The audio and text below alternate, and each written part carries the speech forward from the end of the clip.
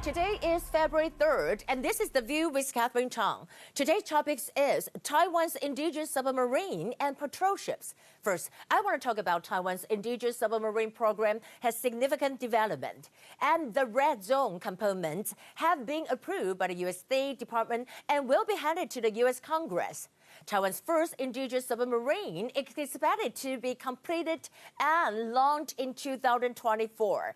In addition, there's also a major breakthrough in terms of Taiwan's indigenous patrol ships.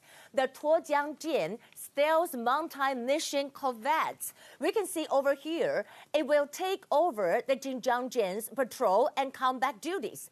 A prototype of the Tuojiang-class corvettes was put into service in December 2014. And the second ship of the class, we can see over here, is the Tajiang. Tajiang was launched in November 2020 and is currently being fitted out. The Navy is hoping to obtain another 5 Tuojiang corvettes before 2024. We can see that Taiwan has made great progress in terms of its indigenous submarine, and which will play an important role in strengthening Taiwan's multi-layered defense capabilities in Taiwan Straits and Pratas Islands. Here are the top stories. Today we have 2 confirmed cases. They are both imported cases coming from Indonesia. First, I want to talk about the U.S. President Joe Biden's administration indicates in no hurry to engage China. White House Press Secretary Jen Psaki said that with Antony Blinken in place as U.S. Secretary of State, there are additional layers to engage with the Chinese. Well, after glowing threats from China, nominee for U.S. Deputy Secretary of Defense Kathleen Hicks defending Taiwan to face threats from China. And she said that, I think we have to be crystal clear about our commitment to Taiwan. So I think being consistent and making clear that we will need a requirement of the Taiwan Relations Act, that we will need 6 assurances to Taiwan. Well, according to Bloomberg, China's diplomats' red line warning points to U.S. tensions. The Chinese diplomat Yang洁篪say that, well, we in China hope that the United States will rise above the kind of outdated mentality of zero-sum, major power rivalry, and work with China to keep the relationship on the right track.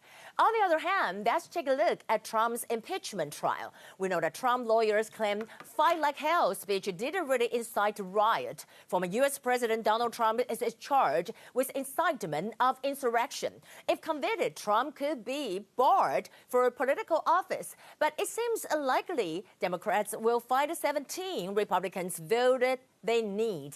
Also, well, I would like to highlight the situation in Myanmar recently. Biden administration designated military takeover as a coup. We know that the new administration has formally determined that the military takeover in Myanmar constitutes a coup, a designation that requires the U.S. to cut its foreign assistance to the country.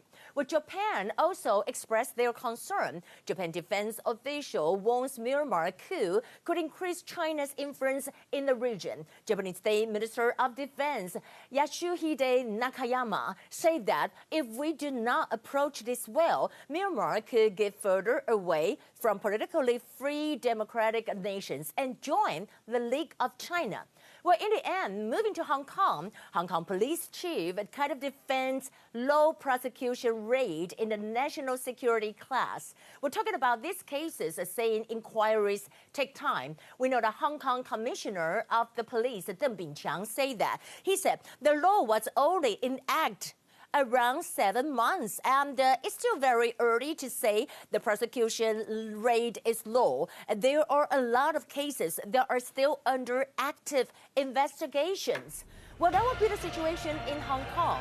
This is Catherine from Taipei. I'm glad that you joined me tonight, and I'll see you again. Bye.